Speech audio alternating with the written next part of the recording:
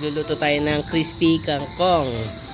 Yan si Yamshi ang ating cook for today's video. Sige, maghihiwala ako magluluto. Tapos para sa ating butter naman mga teammates, pumili tayo ng cassava powder saka magic sarap. Mga teammates, hindi nga pala kangkong chips yung gagawin natin. Bali torta lang to na pinalutong. Ay mga teammates, kayo nang tumansya ng cassava powder nyo. Kasi yung amin, 3 tali ng kangkong to. So, yung ginamit ko dito ay siguro mga 4 cups ng cassava flour. Tapos, maglalagay tayo ng 5 itlog. Lagyan natin yung ating 5 itlog. Hahaluin natin yan mga teammates. Tapos, lalagyan din natin ng tubig. Yamshi naman naggayat ng 1 buong bawang. So, maghihiwa din tayo ng siling pangsigang.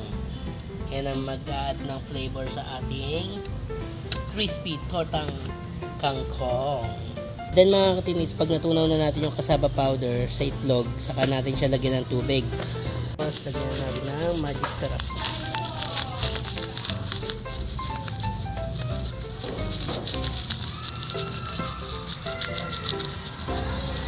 Konting asin. Siyempre maglalagay tayong paminta. Ano yung ating siling pansigang sa bawang. Siyempre mga ka-teammates, titikman muna natin yung siling pansigang natin kung masyado ba itong manghang o sakto lang para alam natin kung ilalahat natin yung sili natin.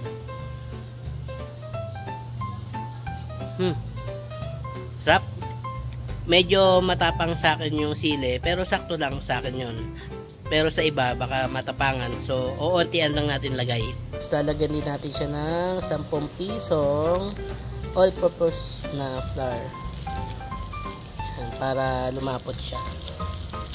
Para kumapit yung ating kangkong. And then dapat ganito kalapot na yung ating butter para pag nilagay nyo yung kangkong nyo, hindi siya bibitaw. Kapit lang, bes. Mag-iinit na tayo ng mantika. So nilagay ko na yung sili natin saka yung bawang. Bali yan yung magdadagdag ng flavor sa ating kangkong. At naihalo na natin yung ating kangkong sa ating butter.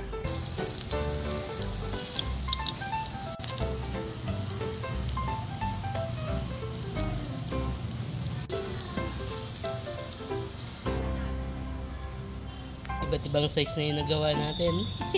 May pans ako. Mag-ina ko. Ito na yung ating tortang kangkong. Ba, kain-kain ikaw biscuit ha. Yay! Aba, bata na to. Iluto na ang ating tortang kangkong. First bite.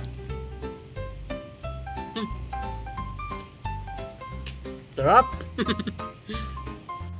Teammates, sa Saudi pa lang niluluto na namin to. Natutunan ko to dun sa kaibigan namin ni Kuya Roland. Nakalimutan ko na yung pangalan, yung tagal ng panahon.